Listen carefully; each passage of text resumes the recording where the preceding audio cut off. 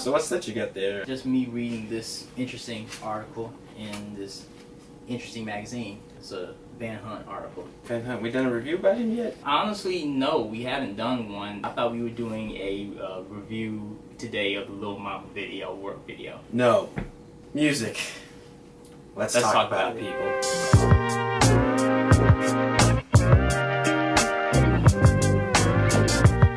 Once again, you are watching MusicAplenty. Yes, today we were talking about this wonderful musician, needed person in the music industry. To be honest with you, one of my personal favorites. He is a singer, songwriter, producer, arranger, a multi-instrumentalist, a guy by the name of Van Hunt. And we will be talking about his debut album today. Released 2004. He's been working on it since 2000, and there are of course demos of it since 2000, and a little bit before his official signing to Capitol Records. It's been a very nice bit of modern soul, and I think to a certain degree kind of influential for some of these new soul aficionados coming out right now. This album was recorded almost anywhere and everywhere, it looked like. It looks like it was recorded in Memphis at the House of Blues, yes, it was. Nashville. Yep. It's quite interesting. Like, read them liner notes. Yes.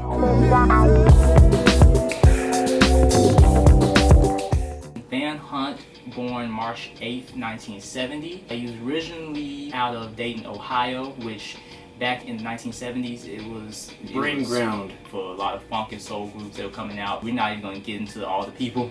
We'll save that for another one. We'll save that for another one. Yeah, we'll save that for another one. He came out of that particular environment. Going to college years, he relocated to Atlanta. He went to Morehouse.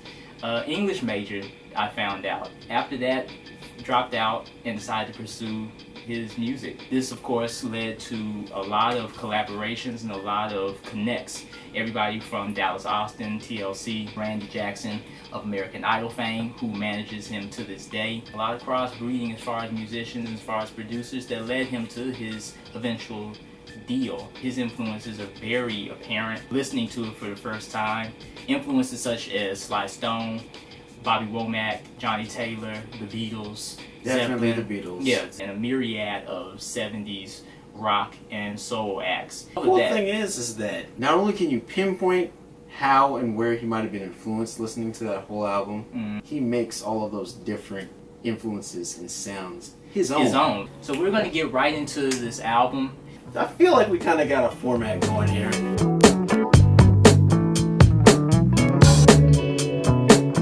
Track 1, Dust. Your thoughts on that? Stellar introductory track. Sets up the sound, the style, and the tone of the album. And it's refreshingly coming from a sort of left field, especially from the time that this album was released. Even up to now, for the average person or the average listener, it kind of puts your head in this interesting loop to hear a black artist add in these deliberate and very apparent rock elements. I think my favorite Van Hunt song, and probably the first one I ever heard from him, was Down Here. That was mine too. And that's the one that actually piqued my interest. And I was like, how in the world have I never heard this guy before? Down Here in Hell. I saw the music video for that too, first time I heard it. It was around 2007. It was on this channel that no longer exists. The channel Centric absorbed it. It was this channel called BET Jazz, and that was one of the videos, Down Here in Hell. Love the video, and I love the song even more. And I was just sold. That was my introduction to Van Hunt. Ooh. Anything to get your attention, that is straight through and through. Sly. Like, I hear Sly and the Family Stone all over. Sly's, yeah, I hear Sly in that. I take that back. I honestly take that back.